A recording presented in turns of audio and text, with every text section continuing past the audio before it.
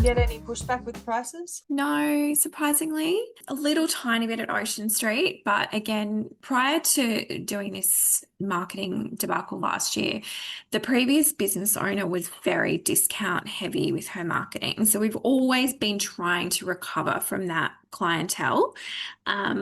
So there was a little bit of pushback with some of the pricing, but probably the least amount of pushback that we've ever had, because this would be the third pricing increase we've had since I bought the business there for Ocean Street. Yeah. But it was also only just a smidge that most of the things came up. Skin and body, everything came up a lot. And we were bracing ourselves. Like I had done objection handling training with the girls. Like we were literally like everybody was Ready to fight? holding on, like get ready. Nothing, not a peep, Oh not. my God.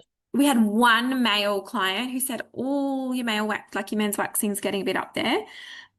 Literally, that was it. I have so many people that are fearful of increasing their prices. And Yeah. to hear that a discount-based clinic, you only had minimal pushback as it's transitioning into a high end. Yeah. Like, yeah. And And then because you had even pre-warned me to phase it so that we didn't cripple the business because it's such a waxing beauty heavy clinic.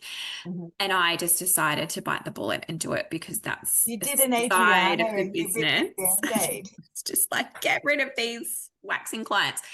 Well, I mean, I definitely think a few have probably dropped off, but we didn't have, and ironically, two of the packages that our like lash lift tint brow lammy dye package. It's like a $287 package now. The girls said, well, no one's going to book that. Nobody's going to book in for that. We've had more bookings for that package because I bundled it with an LED lounge session to increase the value. We've had more bookings for that service since we put the price up than we did when it was at like a cheap price. So yeah, that's been really great. And what about going through the whole journey? Like, because I know when we first started, it was like, I just need more clients for my clinic. Yeah. When you and I first met, and you trusted in the process and you went through from the beginning. What do you think? Yeah, well, for skin and body, we've had so much growth in the skin side of it because that's what we were trying to do, was pivot from waxing, tinting, full service beauty into skin. And particularly in the last 3 months with just getting our social media and everything kind of aligned for that pathway, our messaging, all of that combined with the pricing so that we're actually making some profit on our treatments now, not just break even. Yeah, it's been really good to see that play out. And do you think that there's enough support? Yeah, absolutely. The only thing that's letting me down is myself at the moment, like just physically having the time to dedicate to doing it because my time has had to be spread so thinly across the two clinics with everything that's been going on. So that's when I get back from my honeymoon, I just need to sit down and go, okay, you need to dedicate the time to this or you're not going to see the results. Yeah. Yeah. So the support's been amazing. The only thing that's holding me back is me. I just need to clone myself so that I've got time to do I know it always, look, I mean, our next phase, once we get this right, is to sort of remove you from having to be the everything for everyone. My goal in the next 12 months is to be able to afford a manager. Yeah, write that down. That's easy. Because right now I'm letting the team down in that I'm like, yep, I'll do it. And then I'm ADHD. So then I do not do it. I forget to do it.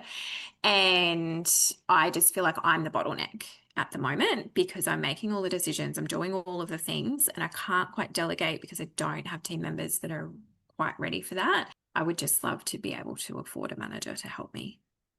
We will be putting that into the budget. We'll see how that we can fit that in for you. And then that's going to be your, I guess, scaling and leveling next step. Yeah. If someone was worried about it, because I know people are worried about investing money and you've just like invested to start your next pillar, is it worthwhile going through the process you've been through now? Yeah, absolutely. As I said, I've tried lots of different things. I'm not afraid of spending money, and a lot of it hasn't worked with relation to, agencies, etc. Whereas this has just felt like such a personalized experience. and supportive. I don't feel like even though I'm not yet a private coaching client, I feel like a private coaching client. Does that make sense? Like I feel like I've got lots of support. That makes me really happy. And you know, you've got so much on your plate now, like having to change clinics and all that. So you are showing up.